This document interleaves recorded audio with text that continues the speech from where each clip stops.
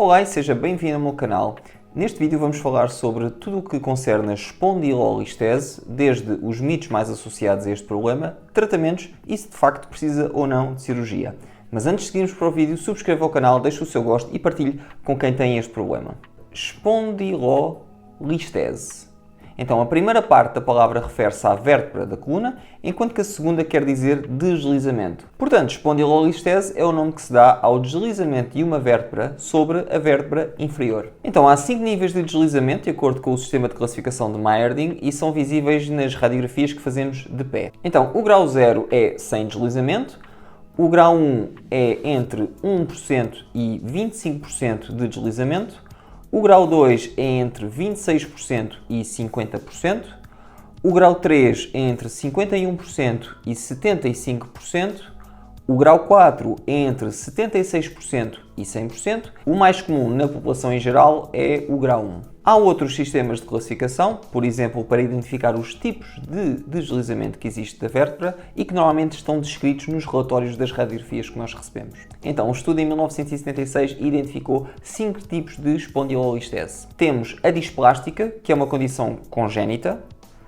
Temos a istmica, que ocorre principalmente em jovens entre L5 e S1, devido a fraturas de stress nesta zona. Temos as degenerativas, que é mais comum em pessoas mais velhas entre L4 e L5. Temos as pós-traumáticas, devido a um acidente de viação ou uma queda, por exemplo. E temos as patológicas. E neste vídeo vamos incidir mais sobre as espondilolisteses istmicas e degenerativas. E agora pode estar a perguntar, bom, mas se a espondilolistese é uma alteração estrutural da coluna, será que o exercício pode ajudar? Não faz mais sentido ir logo para a cirurgia e resolver o problema? Bom, na verdade, os estudos têm vindo a concluir 3 coisas muito interessantes. A primeira é que a espondilolistese é comum. A segunda é que está muitas vezes presente em pessoas que não têm dor.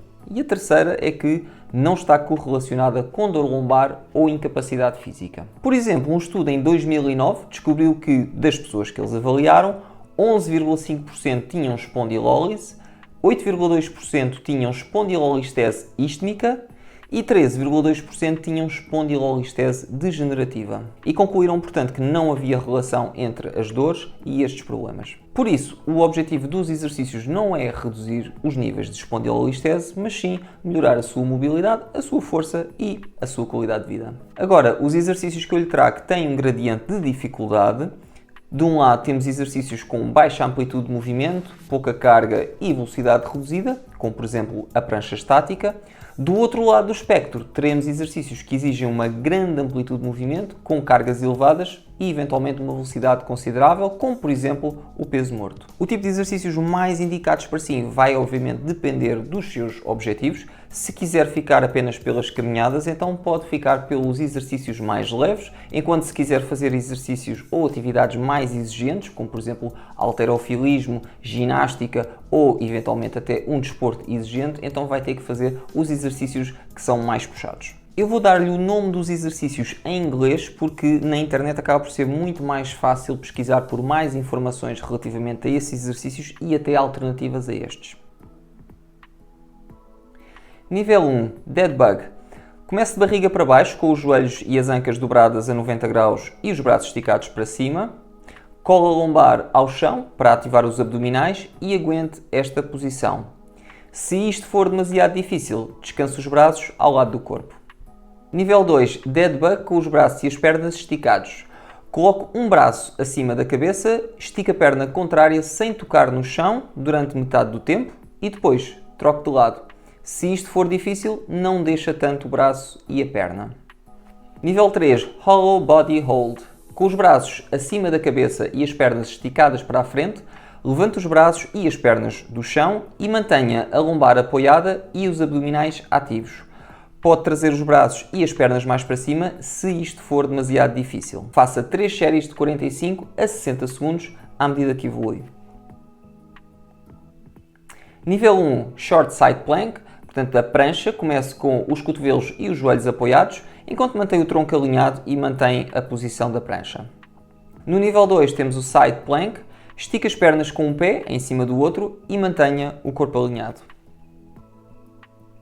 Nível 3, Side Plank Thruster. Na mesma posição do nível anterior, suba e deixe a sua bacia sem tocar no chão. Faça 3 séries de 45 a 60 segundos à medida que evolui. Nível 1, Superman, com os braços de lado. Levante o tronco e as pernas do chão, na posição de super-homem, até onde for possível e sem dor. E mantenha esta posição. No nível 2 temos o Superman T, ou seja, a mesma posição do nível 1, mas com os braços abertos e alinhados com o tronco e com os ombros tracionados para baixo. No nível 3 temos o Superman com os braços acima da cabeça e não se esqueça de manter os ombros longe das orelhas, tal como no nível anterior. E se este nível já for fácil, faça o nível 4, Superman com peso, em que adiciona peso progressivamente para ser mais desafiante. Faça 3 séries de 45 a 60 segundos à medida que evolui.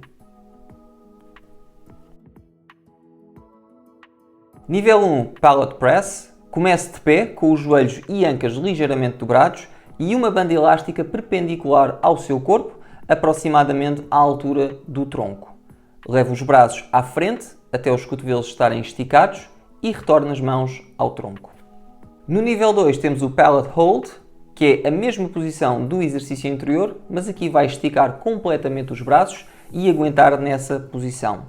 Pode aumentar a resistência da banda ou esticá-la mais para ser mais desafiante. Se conseguir, faça estes exercícios com um joelho no chão. Faça 3 séries de 20 a 30 segundos para cada lado. Nível 1, Bodyweight Squat. Toque ligeiramente com as nádegas numa cadeira e volte para cima. Se for difícil, use uma cadeira mais alta e faça 3 séries de 15 repetições. No nível 2 temos o Split Squat, também conhecido por lunge. Coloque uma perna à frente da outra e deixa lentamente para tocar ao de leve com o joelho de trás no chão. Se for difícil, não deixa tanto o joelho e faça 3 séries de 12 repetições para cada perna. No nível 3 e último temos o Front Foot Elevated Split Squat. Na mesma posição do nível anterior, coloque uma altura de 5 a 10 cm para o pé da frente. Faça 3 séries de 8 a 12 repetições e pode colocar peso adicional para ser mais difícil. Nível 1, Double Leg Bridge. Com os pés juntos, suba a bacia ativando os glúteos e volte para baixo lentamente e sem tocar no chão. Para ativar mais os isquiotibiais da parte de trás da coxa, faça a força nos calcanhares. Faça 3 séries de 15 repetições. No nível 2 temos o Single Leg Bridge. Inicialmente mantenha os braços no chão para ter mais equilíbrio, mas depois pode tirá-los. Faça 3 séries de 12 a 15 repetições.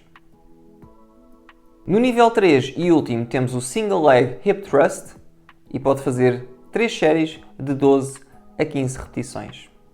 Como sempre, as recomendações para os exercícios não são regras rígidas, mas sim orientações. Veja com o seu médico se existe alguma coisa na sua condição clínica que limita a prática destes exercícios e tenha sempre em atenção que os seus exercícios que vai fazer devem ter em conta os seus objetivos. Estes são apenas alguns dos exercícios que pode fazer, pode escolher outros, mas o mais importante é identificar quais são os que resultam melhor consigo e ser consistente. Lembre-se também que se tiver de parar alguma atividade que lhe esteja a provocar desconforto, deve fazê-lo, mas só temporariamente e depois retomar assim que for possível. Tente fazer estes exercícios entre 2 a 3 vezes por semana e pode aceitar uma dor ligeira, estamos a falar, por exemplo, de 2 em 10, numa escala de 0 a 10, escala de dor, por exemplo, e se sentir mais do que isto pode significar uma de duas coisas, ou que o exercício é demasiado exigente para si, ou que o está a fazer cedo demais. Para além destes exercícios, pode e deve fazer também outro tipo de atividade física, como caminhar, nadar ou andar de bicicleta, desde que consiga tolerar esse exercício. Se estiver a tentar voltar a um desporto específico, tenha em conta que os exercícios devem tentar simular ao máximo os movimentos que faz justamente nesse desporto. Se estivermos a falar, por exemplo, de ténis ou de pádel, então aí tem que introduzir exercícios de rotação, e se estivermos a falar de natação, então aí tem que introduzir exercícios de extensão das costas. Quando é que deve considerar a cirurgia? Bom, sem conhecer especificamente o seu caso, ninguém deve opinar sobre aquilo que é melhor para si. O que eu lhe posso dar é algumas informações para tomar a melhor decisão junto do seu médico. Então, um estudo do ano 2000 acompanhou pessoas com espondilolistese tratadas sem cirurgia durante 18 anos e descobriu 3 coisas interessantes. Primeiro, o aparecimento de déficits neurológicos, como por exemplo fraqueza muscular e falta de sensibilidade, não está relacionado com o agravamento do deslizamento da vértebra. Segundo, a estabilidade da coluna melhorou espontaneamente para muitos dos utentes. E terceiro, os sintomas agravam mais se tiver a síndrome da cauda equina. Em boa verdade, a cirurgia pode de facto ser a melhor opção para si, principalmente se tiver sintomas muito agressivos e galopantes, como por exemplo fraqueza muscular ou falta de sensibilidade, mas geralmente o tratamento conservador é a melhor opção numa fase inicial. E pronto, era isto que tinha para partilhar consigo sobre a espondilolistese e tudo o que concerne ao tratamento e aos exercícios e também relativamente à cirurgia. Partilhe comigo nos comentários todas as dúvidas que tiver, deixe o seu gosto, subscreva o canal e também partilhe este vídeo com quem possa ter este problema.